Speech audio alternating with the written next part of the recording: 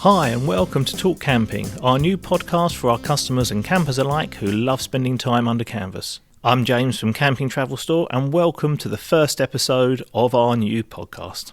So the podcast has come about mainly for the fact that we've now got a showroom and we've had one since 2019 based on the Herts Cambridgeshire border, so you're more than welcome to come down and visit us. And it's really based on the fact that we get asked so many questions in the showroom about the tents, because they're exclusive to us in the UK, and also our customers ask about where we camp, how we camp, why we camp in certain areas, the equipment we use, and we just thought it would be a great place to put everything together for our listeners. So my love of camping started when I was very young with my parents, who used to take me to France with the canvas holidays then, and we used to go to Brittany and just have a lovely time on their golden beaches over there. And I followed that through with Cubs and Scouts, and indeed to today even I am a Scout leader. I even took my Scouts camping in January a few weeks ago, which was full of mud. That's another story for another day. And as well as camping solo, done festivals, we've done everything. And we met on a campsite up in North Norfolk, Burnham Deepdale. That's a fantastic site, so go check that one out. And now as a family we have camped over the UK as well as France and Holland, as you'd expect, because that's where the tents are from. So we have an appreciation for lots of different styles of camping. And to get back to the questions now that we've been asked in the showroom, we've recently put a poll out to our Cast and Tent group, which is our own group on Facebook, and you're more than welcome to join it. Just find Cast and Tent group and answer the questions. And we kind of knew what questions we get asked the most in the showroom, but this was just to confirm what we thought. Now, the three most commonly asked questions are: how heavy are the tents compared to mainstream tents? How do they perform in all weathers? And the most popular one was: could I put the tent up on my own? So let's deal with the first question about weight. Now, gram for gram, a 100% cotton canvas tent is going to be heavier than a polycotton tent or a polyester tent. That's the nature of the beast, that's the fact.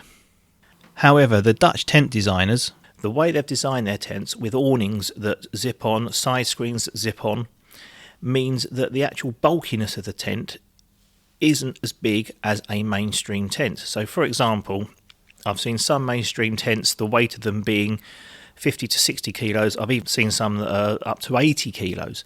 But at 60 kilos, with a Carsten for an example, you're going to hit that kind of weight, but you're going to have it in separate bags. So the main bulk of a bag, if we take the 350 air tent, because air tents tend to be heavier because of the tubes, then that is a 37 kilo bag, which is more manageable than a 60 kilo bag. And the awnings that you can have to put on the front of it are about 8 kilos each. So you will get up to that weight, but it will be in separate, more manageable bags. Now, that also has a great effect for when you come to play card Tetris and actually pack the thing. When you've got a huge bulk of a bag, you tend to put that in first. We certainly used to. And then you pack things around it. And when you got on site, you'd have to get those things out first before you could actually lift the big bag out.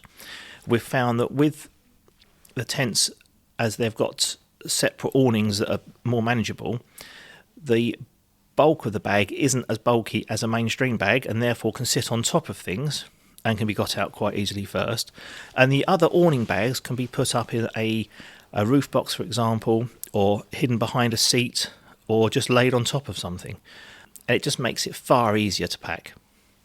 So moving on to the second question, which is: how do they perform in all weathers?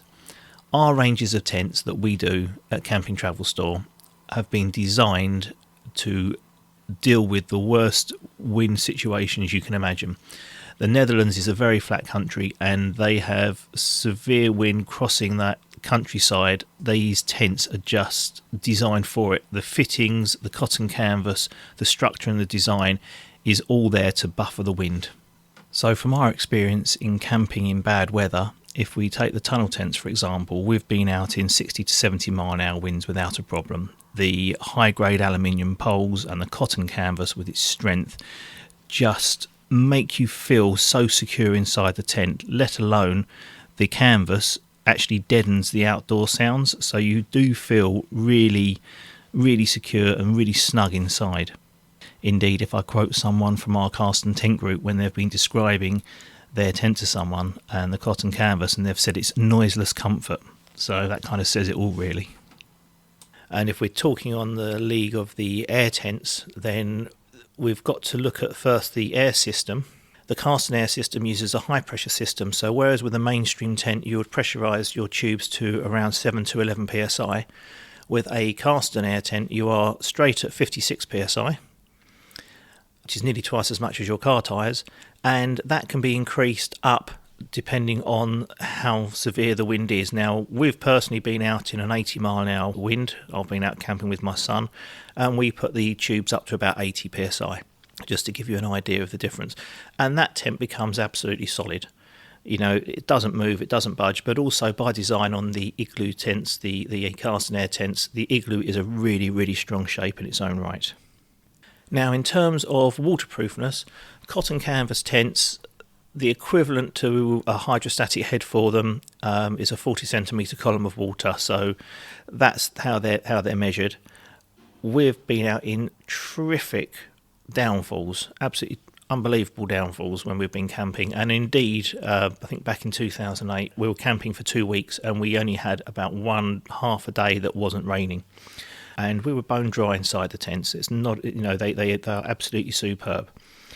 And the way the cotton works is when the cotton gets wet, it swells and creates its own natural waterproof barrier. The tents are also impregnated with a waterproofer, but they've also got this natural ability to repel water as well.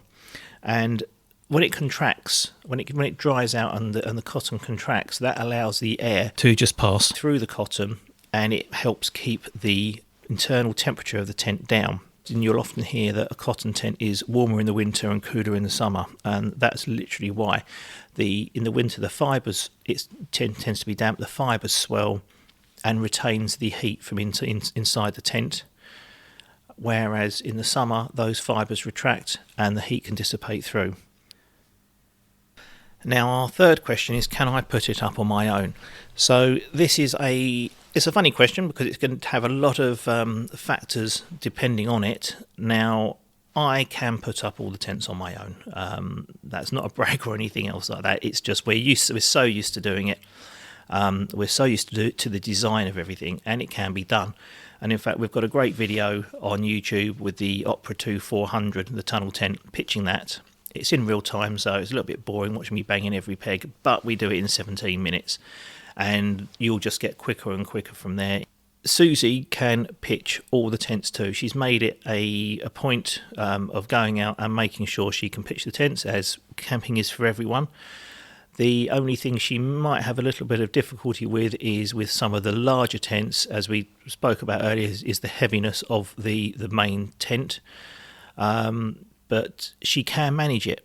You know, it's doable. Whereas had it been a mainstream tent, there's no way she could lift 60 kilos on her own. And another question is, or not another question, but a sub question to pitch it on your own is the height. Now, there are certain tips and tricks which we will be putting on our YouTube channel, so don't forget to head over there and subscribe. Hit the link below, actually, because this will be on YouTube. And there are tips and tricks of lowering the front to actually attach awnings and that kind of thing. But as with anything, the more you pitch it, the better you get, but they are all manageable. And if you come to the showroom, depending on when you come, if you can come during the week, then if we've got the tent up, there is no harm in sort of taking some guy ropes off and basically taking the tent down and having a go yourself. But obviously, please give us a call to book yourselves in to do that. And obviously, a nicer day is better for everyone all round. So that covers the 3 most popular questions that we get asked in the showroom. Obviously, if you've got any questions to ask, please leave them in the comments below. Don't forget to give us a like and subscribe to the channel. So next time we're going to have a chat about the displays we do, as we have various displays throughout the year. The showroom's always got tents in it, but we do have a very large seasonal display, Easter through to October time, maybe late summer, depending on the weather conditions.